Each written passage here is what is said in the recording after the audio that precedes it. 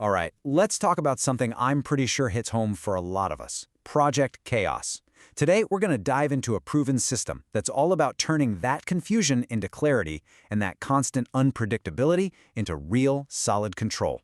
Let's get right into it. Ever been there? You kick off a project, everyone's excited, and then somewhere along the way, things just get messy. Deadlines start creeping up, and you feel like you're just putting out fires instead of actually leading. It's a super common feeling, but here's the thing. It doesn't have to be that way. So, when you look at these common problems, things like vague goals, no real focus, terrible time estimates, what's really fascinating is that they all point back to one single root cause.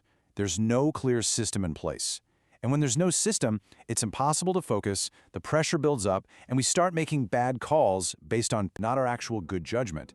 And that right there is when chaos just swoops in and takes the wheel. But the answer isn't to go read another textbook or chase some expensive certification. The solution we're going to walk through today was born from over 35 years of real-world, in-the-trenches experience. It's a practical system for people doing complex work, in the real world. So where do we start? It all begins right here, in part one, defining with clarity. You know that old saying, if you don't know where you're going, any road will get you there?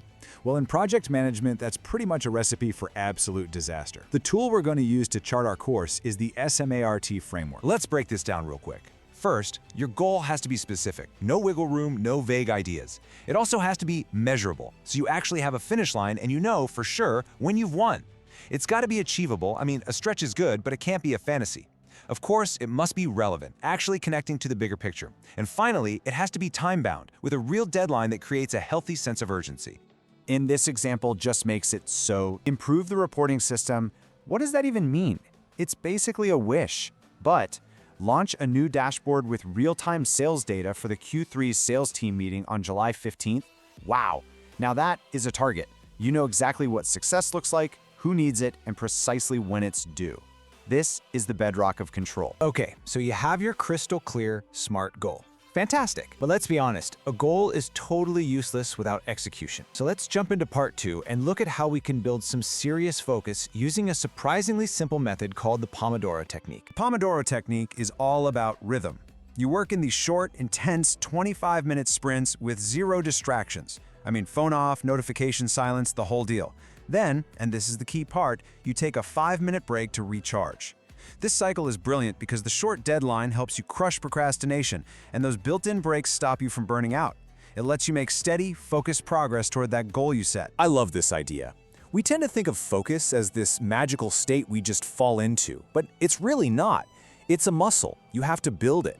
And every single one of those 25-minute Pomodoro sessions, that's like one rep at the gym for your brain, making your ability to concentrate stronger and stronger over time. So we've nailed down the what and the how.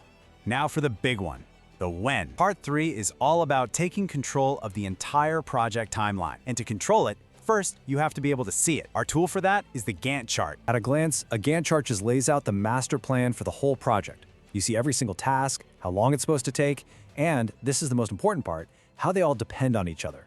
You can see right here, design can't even start until research is done, and development is totally reliant on design. This visual map becomes your command center, your single source of truth for everything. But here's where the Gantt chart becomes way more than just the plan. Let's say research takes an extra week. Well, the chart immediately shows you the domino effect on everything that comes after. It turns what could be a crisis into a clear, manageable problem. It lets you make smart decisions based on data and judgment, not just pressure and panic. Okay, let's bring all these pieces together. Because these aren't just 3 separate tricks. Think of them as 3 interlocking gears in a single, powerful system for project management. Define, execute, and control. And this is the whole point.